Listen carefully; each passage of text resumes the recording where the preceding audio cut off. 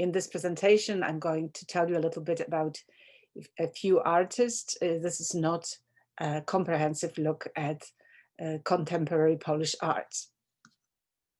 I will start my presentation with Magdalena Abakanowicz, and you have her years here, born 1930, died in 2017.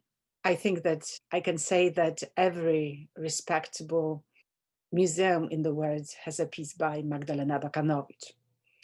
This piece, which as you see is on display in Chicago Grand Park and consists of 106 iron cast figures, is very representative of what usually Abakanowicz is associated with. So we can see these human figures, repetition of what looks like the same human figure, headless here, a lot of them. So she is known for this repetition.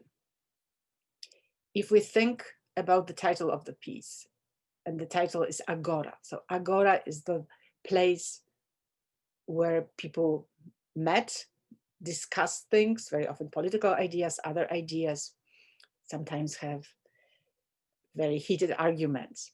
If we look at this piece and if we look at people, we see, first of all, that they don't have heads. If they don't have heads, well, could they think for themselves? Could they really have these interesting ideas to exchange, to discuss? Not only they don't have heads, but they don't have arms either, which might symbolize lack of agency. If it is a statement about contemporary world, what the statement will be.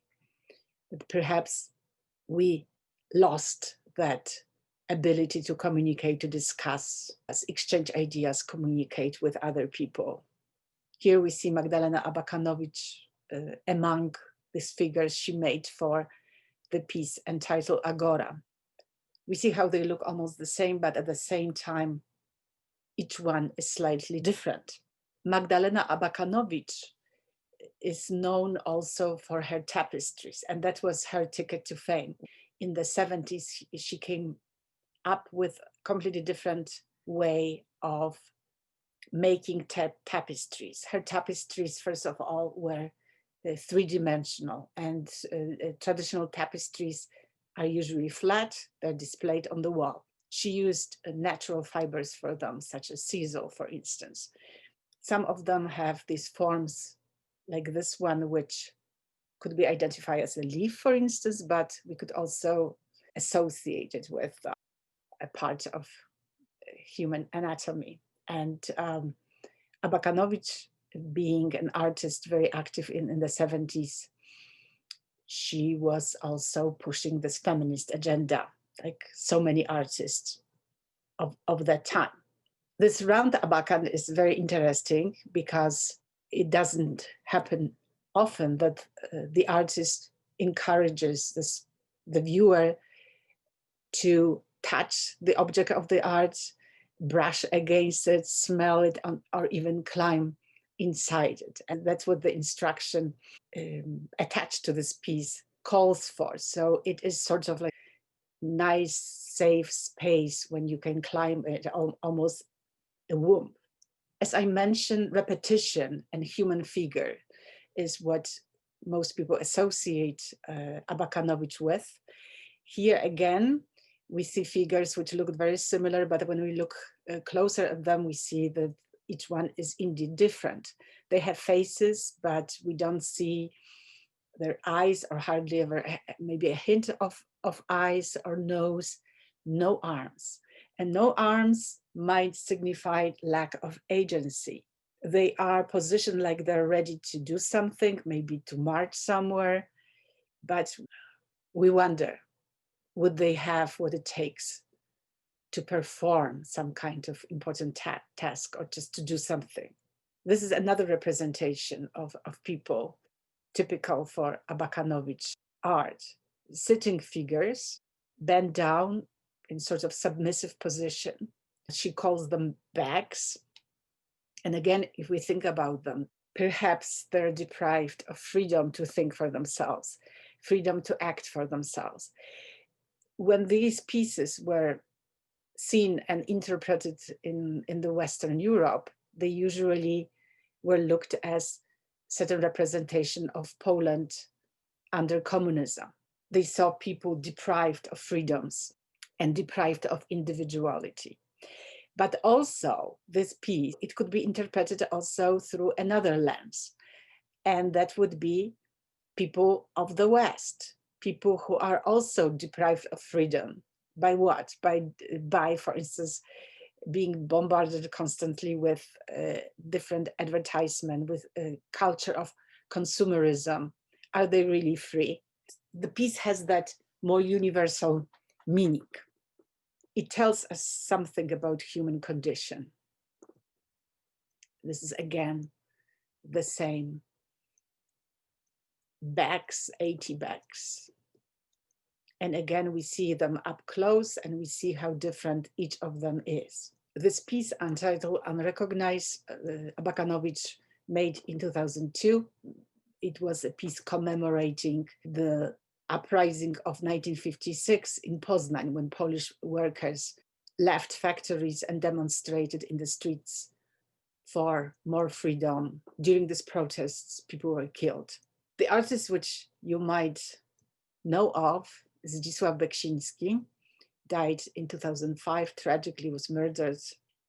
What we see here, we see these cut-off columns, and on the top of each of them, see a fire and a few human figures which are sitting around this fire holding hands. And if we look closer, we see that it's repeated almost, or every, rather I should say, every column has the same set of people and fire. What could it be symbolizing? Perhaps alienation and the fact that we are so similar, yet we think that we are so different. Maybe tribalism of contemporary world, alienation. Let's look at another painting by the same artist. He painted quite a few cathedrals. If we think about a cathedral, it's hard not to think about religion and Christianity. And in Polish situation, it would be Catholicism. If we look at this cathedral is dilapidated. It's almost a ruin, a shadow of its former self. In addition, if you look at the bottom, we see that this cathedral lacks proper foundations. There's a dust fog here. We can tell that it was a beautiful, most likely Gothic structure, huge, ornamented, but it is really not what it used to be. It could be seen as a commentary on the state of religious faith in Poland, how fragile it is, how it lacks solid base, or perhaps on the institution of the church.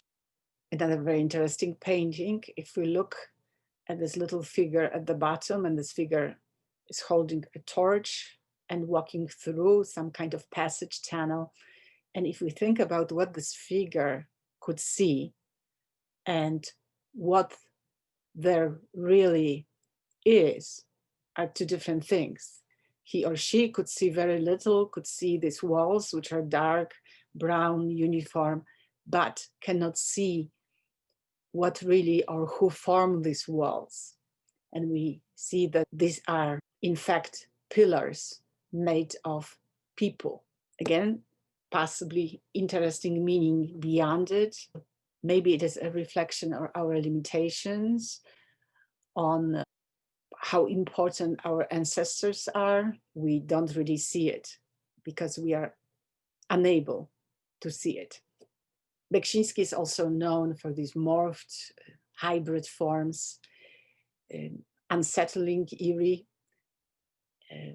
We see human skulls here, deformed, and what looks like possibly a bat or bird wing.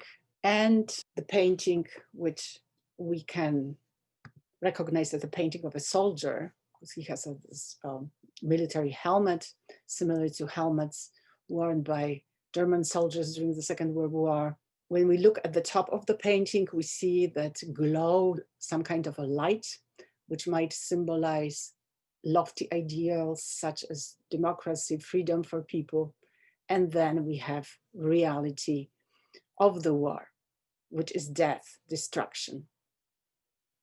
Here we see possibly a worm, and this shape might be interpreted as a swastika, which again connects it to the experience of the Second World War. Beksiński paintings were quite popular during the time of coronavirus among creators of different memes. And on the left, we see a meme, quarantine day 8, finally you have to walk the dog. And on the right, quarantine day 40, Poles on balconies sending smoke signals to each other with comforting messages. In the first decade after the fall of communism, women artists were the ones who were the most visible. And one of them is Joanna Rajkowska. This is the piece which she is best known for. And the title of this piece is Greetings from Jerusalem Avenue. And what it is, you see what it is. It's a palm tree. It's a plastic palm tree, which the artist put on Jerusalem Avenue in Warsaw. Jerusalem Avenue it's one of the main arteries in Warsaw. It was supposed to be an installation which was supposed to last only for a few months, but as it turned out, the piece became one of the landmarks of Warsaw. So why did she decide to put that huge plastic palm tree in the middle of Warsaw? First of all, we need to look at the name of the street, and the name of the street is Jerusalem Avenue, in Polish Aleje Jerozolimskie. But if you live in Warsaw, you probably don't even think about the name of the street, what this name really means. You don't think about Jerusalem and Jews. And the artist, by putting this palm tree, and by the way, palm trees do not grow in Poland, as the climate is very similar to the climate in Michigan. So we can have them at some people's houses or in botanical gardens, but not right there outside. So it's something out of the context. And the artist wants people to reflect on it and make this connection with Jerusalem Avenue, and then make the connection with the fact that there was a very large Jewish population in Warsaw before the Second World War, and these Jews perished during the Holocaust. So by putting this palm tree, she hopes to achieve what I just said. This is the artist again with another of her projects, also an installation, and this one was put in that Grzybowski Square in Warsaw. And Grzybowski Square, according to the artist, was very unattractive place in Warsaw, sort of gray with a couple of trees, but nothing really interesting.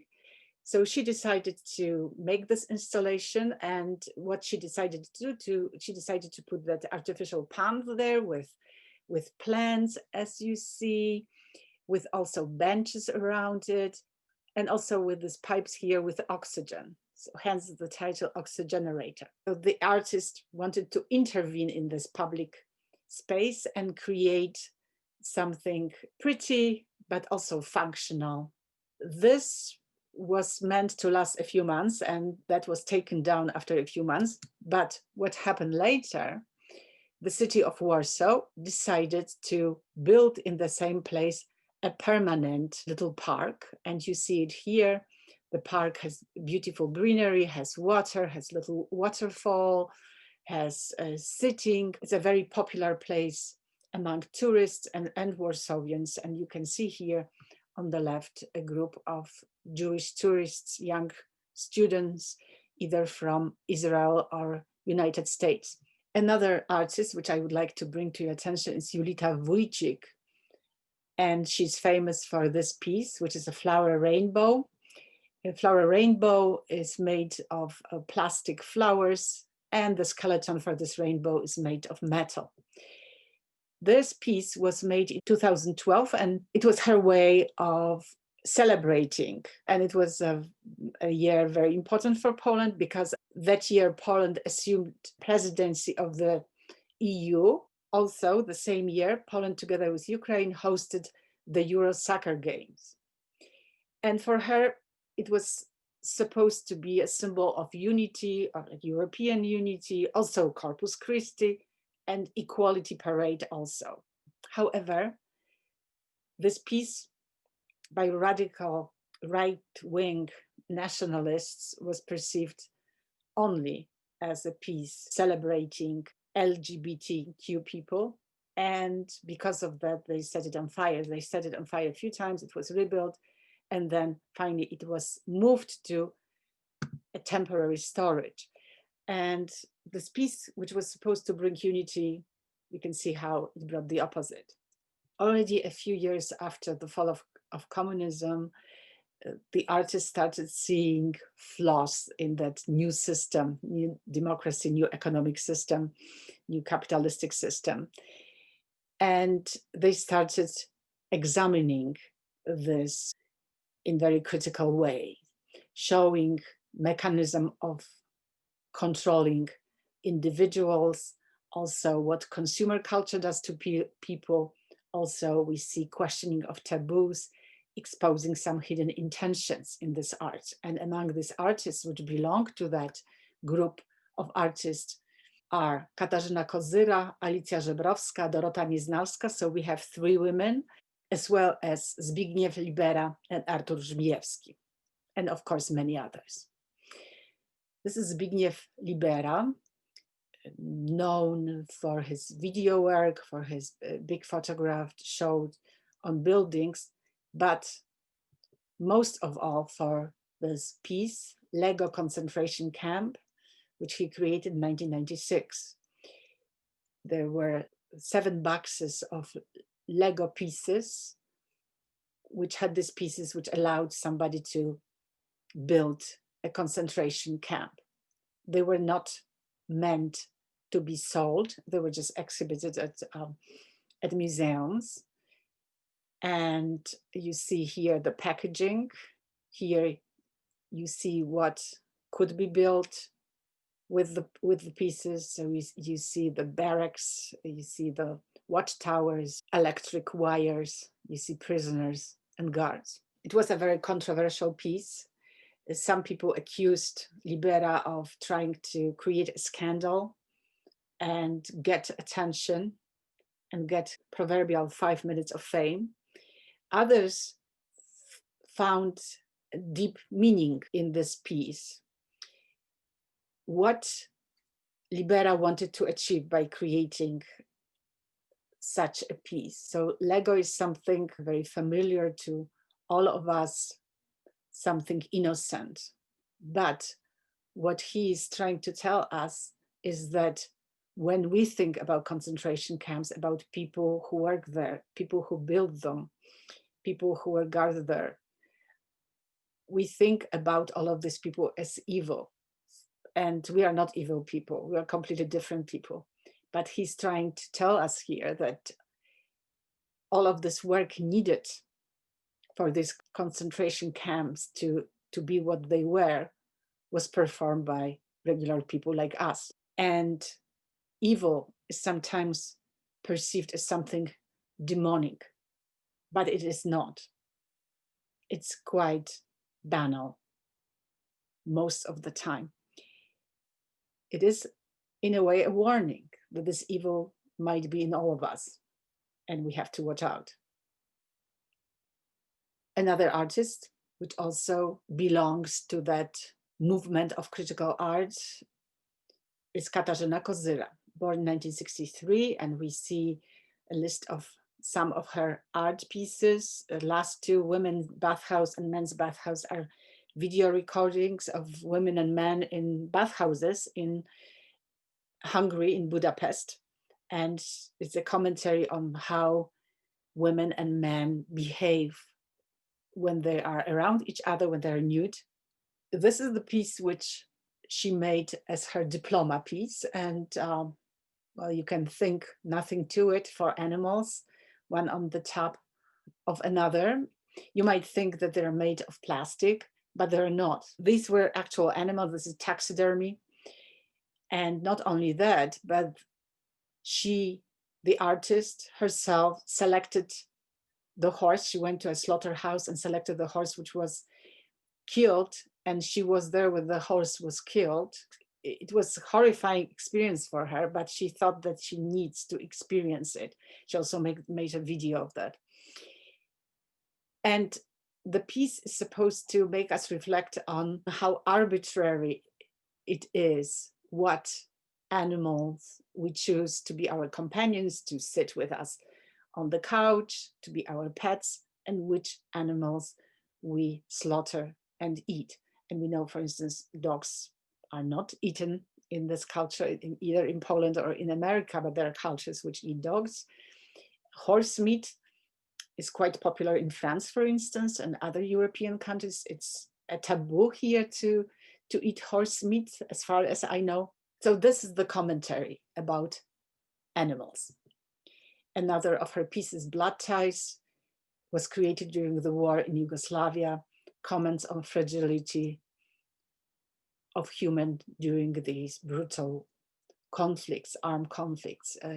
She got in trouble with Catholic Church of Poland because she used the symbol of a cross, even though this is the Red Cross. We have Red Cross and Red Crescent here. She used as a model herself and her sister. Another very well-known piece of Kozyra, or rather a series of photographs, are entitled Olympia. And this is the original painting with that title from 1863. And you might know the history of this painting. This painting was scandalous at that time when it was exhibited in Paris. Why? It's not the nudity, as nudity has been in arts for ever, we can say, but it's the fact that the viewers assumed that the model was a prostitute, and this prostitute dares to look us straight in the eye. And she shouldn't be doing that because her social standing is much lower. She looks at us like she's challenging us. And that's what people didn't like. That's why there was a scandal around that painting that is breaking a certain taboo. And here is the artist, Katarzyna Kozyra, who at that time was undergoing treatment for cancer. She posed herself in almost exact way as in that original painting. This is another photograph from the same series. We see her body ravaged by cancer. And another taboo. So she deals with this, with taboos like illness, taboos like old age. The question, should this body be subject of the art? Another artist, Alicja Żebrowska, and here she's represented by this piece entitled When the Other Becomes Someone Familiar. There's also a film which she made. And if we look at that person, we first think it's a woman. And then when we look closer, we see it's a man. So it's a commentary on gender, very contemporary subject. Artur Żmijewski, whom you already know as the artist who created that video which you watched, video entitled 80064. And you remember that there was an artist who persuaded an elderly man, former prisoner of Auschwitz, into getting his tattooed retouched. And the whole interesting back and forth between the artist and the man who at the end succumbs to the artist. Artist gets his way. And you remember probably your emotions, which you had, these very negative emotions toward the artist. And so that's a part of this piece, this negative emotions. Another piece, very well-known and also controversial, is this piece, the Game of Tag. It's Gra w Berka in Polish. It's a video which shows people naked people playing this game, but where they play this game, they play it in the gas chamber. What does the artist intend to achieve through this piece? When you might be asking yourself, it's again similarly to Libera. He's trying to challenge us because we do know there were gas chambers, people died in them, but do we really think when we read such a statement, or you hear such a statement, do you really think about horrors these people went through when they were in that gas chambers, when they were dying there? So this piece, when he brings people there and they play that innocent game of tag, but when they're naked, like these people in these gas chambers, and how they feel about themselves and others, and how they interact, that is supposed to somehow bring that experience of people who died in gas chambers, which is impossible to do, but still try to bring it a little bit closer to us. A group of artists who call themselves Łódź Kaliska. As you see, there are 4 men who are these artists, and what they do these huge photographs, usually with women, but not only with women. Very often nudity is part of the theme. These photographs come from the series May, Men, Rat from 2008. So it is a tongue-in-cheek, really, a title. And if you look at these titles, there are fisherman, lumberjack, miner, quarry workman, and so on. So what they use, and you will see one which is lumberjack. So what you see naked women, or almost naked women, walking around doing these different tasks which we usually associate with men, feeling very comfortable, no shame, no trying to pretend there's something else, very comfortable with their bodies. Maybe it is a commentary on some feminist views that men perhaps are not so necessarily in this world. And the question, would the world be so much better if there were no men? Bartek Jarmoliński. And look at these 2 photographs. It's the artist himself, and one significant difference between 2 are the shoes. So the piece is about how quick we are to judge people, how quick we are to put labels of people, and quite often we don't really get to know somebody. We already jump to judgment or put a label on somebody. Very interesting group, Grupa Pan Generator, which, as you see in this description, blurs the common division between art design and engineering, creating large-scale interactive installation commissioned by cultural institutions and commercial brands, as well as purely experimental musical interfaces or speculative and critical pieces of art. And one of the pieces which I would like to draw your attention to is this Hash to Ash. And it is an interactive installation. This allows somebody to take a selfie, and then the selfie is transmitted to that screen. So you see your selfie on the screen, and then almost immediately this starts to disintegrate, producing these ashes, and these ashes fall down from that screen. So ashes are something physical, and it's supposed to symbolize our fear of our memories or ourselves disappearing. So when our images of us disappear, it's like we disappeared. So this kind of fear of our existing only as a multitude of these digital images. Poland also has great architecture, for instance, like this Museum of Second World War in Gdańsk from 2017. Interesting information. This, what you see, is a part, is administration of the museum, reception, and so on. And the museum proper is really underground. Polin Museum of the History of the Polish Jews in Warsaw is also a spectacular piece of architecture, and there is more of them. I will move to music, and first composer which I would like to tell you a little bit about, is Krzysztof Penderecki, rather draw your attention to. And you are already familiar with one piece by this composer. You're familiar with Threnody for the Victims of Hiroshima. You might remember it as a piece of that experimental music from the 60s, quite often featured in films, and some other compositions by Penderecki. Also, fragments of these compositions are still featured in films. They're very expressive, but that's not the whole oeuvre of Penderecki, this experimental music.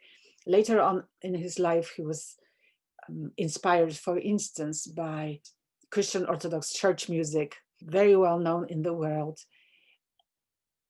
often commissioned to do work for different major events. If we look at today's musical scene in Poland, it's really a very vibrant and diverse scene. Plenty of music festivals which go on throughout the year. Of course, this year is different. So you have classical music, jazz, pop, rock, folk, indie, and you name it, you have it in Poland.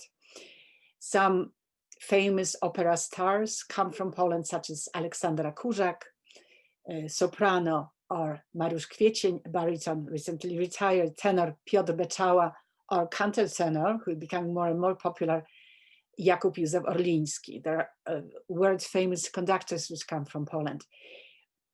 Musical competitions which happen in Poland. And the most well-known of them is the Frédéric Chopin International Piano Competition. This competition started in 1927.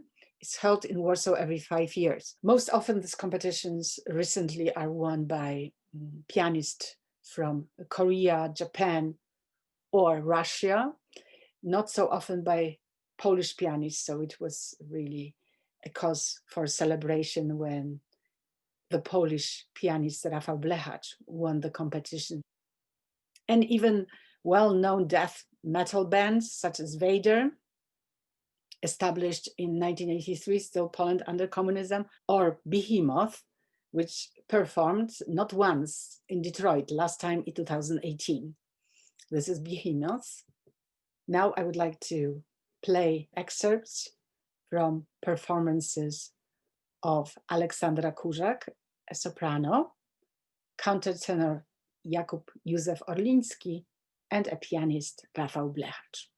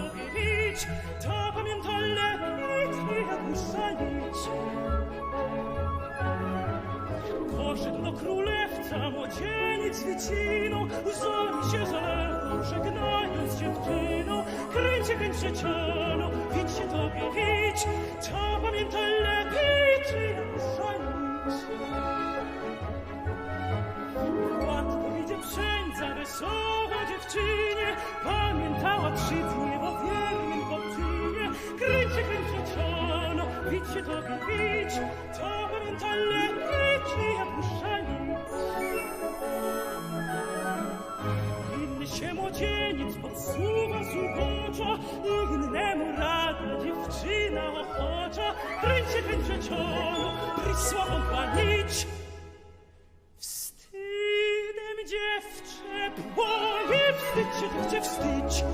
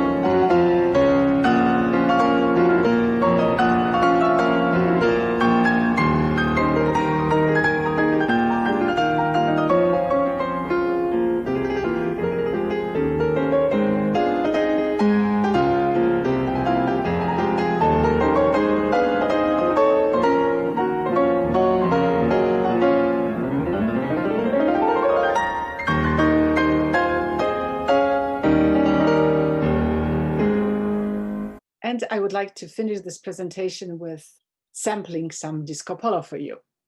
And this is the list of the biggest hits of disco polo. The first one is Niech żyje wolność, Long Live Freedom from 1991. And we have the group Boys. Then we have the group Bayer Full. Then we have the group Weekend, Accent. And 2017 brought popularity to Sławomir. We have other groups like Daj to głośniej with Mama Ostrzegała at the end of that list. Let's first listen to Niech żyje wolność by Boys and Ona tańczy dla mnie, which was the very first disco polo song that had 1 million views. Now, when you will see, some of these songs have like 100 million views. If you go to any wedding or even a ball, like radio ball here, which usually happens in January, you will hear this music. People love to dance to it. So let's sample some of this music, and then I will tell you a little bit about it. Niech żyje wolność, wolność i swoboda. Niech żyje zabawa i dziewczyna pięknie. Niech żyje wolność, wolność i swoboda. Niech żyje zabawa i dziewczyna młoda. Niech żyje wolność, wolność i swoboda. Niech żyje zabawa i dziewczyna młoda. Niech żyje wolność, wolność i swoboda. Niech żyje zabawa i dziewczyna młoda. Ja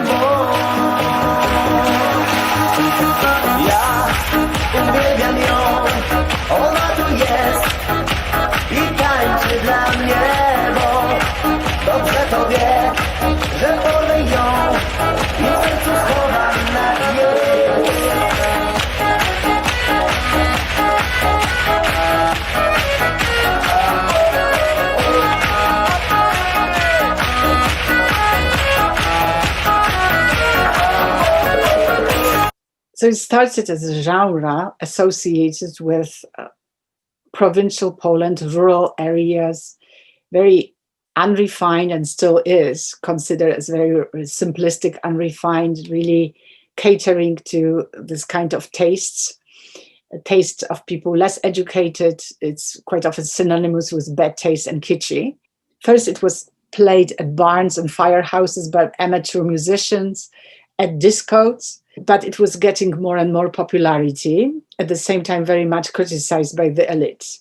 And these elites really marginalize its importance and undermine its real reach. The origins of this music are very interesting because it's not only Polish traditional music played at the weddings and popular folk and urban folk music, but also Polish American music by such artists as Little Władzio, or Russian and Belarusian music, Eurodance and Italian disco. And typical setup, it's usually a boy band with electronic keyboards, not many women, and women such as Shaza, Tia Maria, or Lolita are rather exceptions to this male-dominated and considered pretty chauvinistic world, although recent few years things are changing.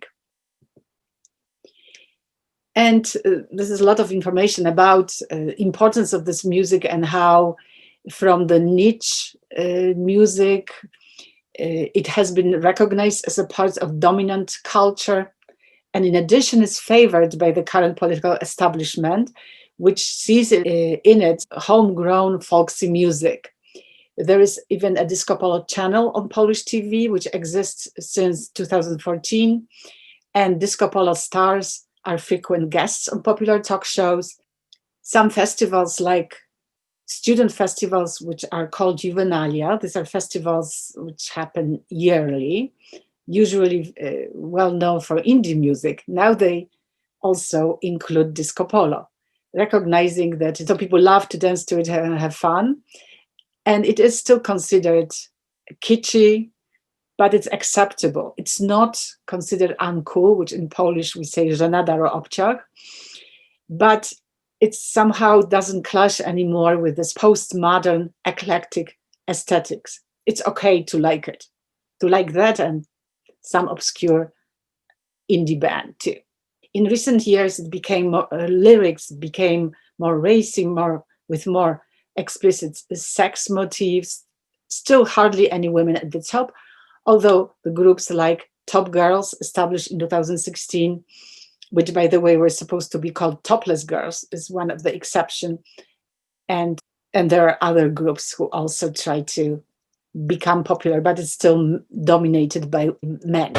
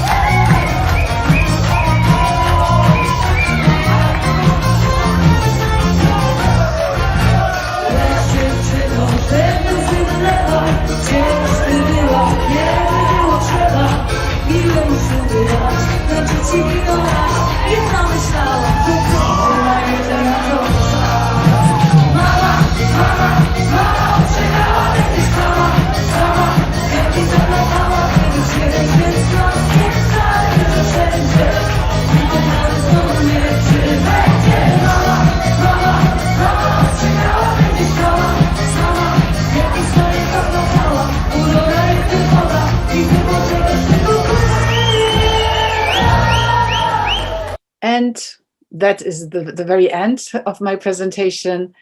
Some other popular music is music inspired by Polish and Balkan folk music, and I'm going to play to you a little excerpt from the performance by Piersi, and the title of the song is Bałkanica. Is another song which you will hear for sure if you go to a Polish wedding here or in Poland.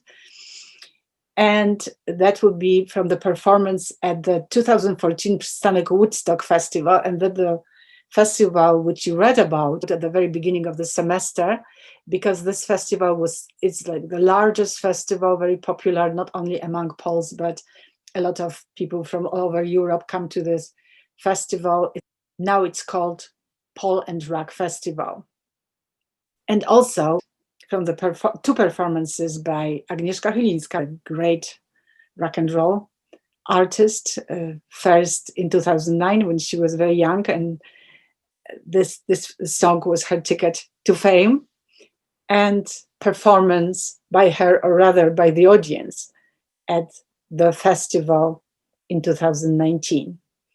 The title is Kiedy powiem sobie dość, when I will say enough. So please listen, enjoy.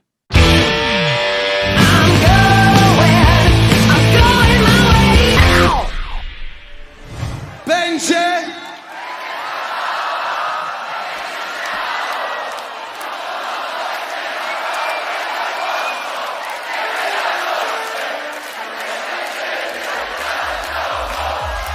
Ladies and gentlemen, damy i państwo, damy się panie, panowie, dziewczynki. Pierwsi was kochają i dla was Bałkanica!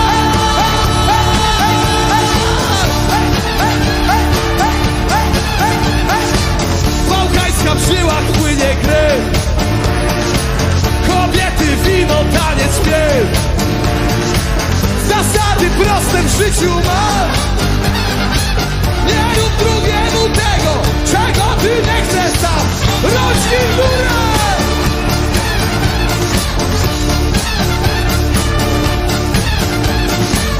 Muzyka, przyjaźń, radość, śmiech. Życie łatwiejsze staje się. Przynieście dla mnie wina spał i cały Woodstock ruszy w koło. Obiecaliście raz, dwa, trzy i...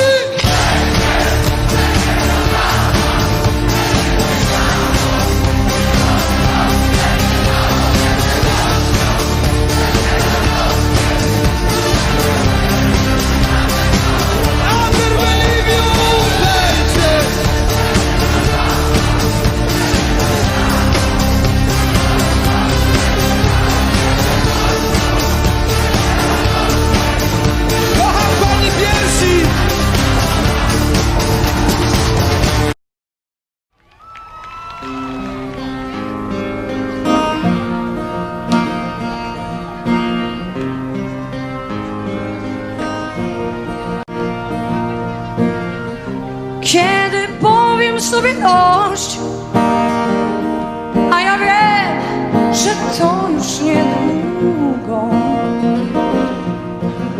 Kiedy odejść stąd, wtedy wiem, że oczy mi nie mrugną. Nie.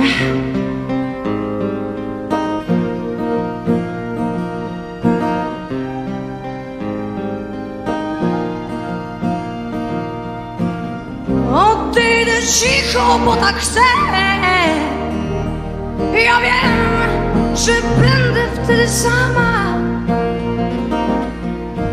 Nikt nawet nie obejrzy się. Ja wiem, że będzie wtedy cicho. I tylko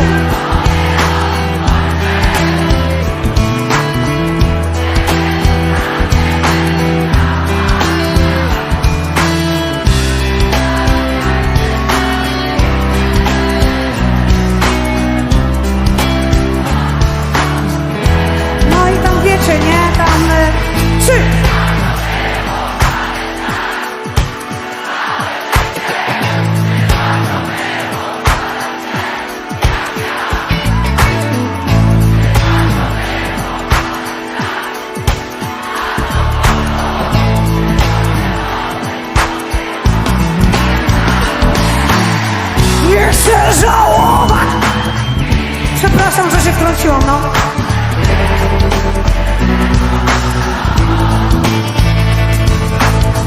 Nie chcę zostawić żadnych łez.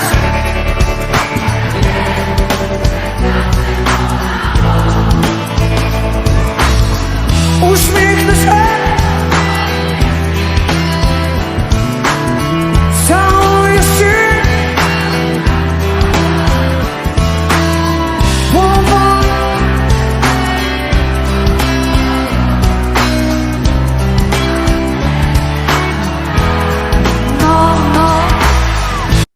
So that was the presentation. As I said, it was more of the sampling of what's going on in Polish arts, quite a personal selection, and just a few artists. Dziękuję bardzo.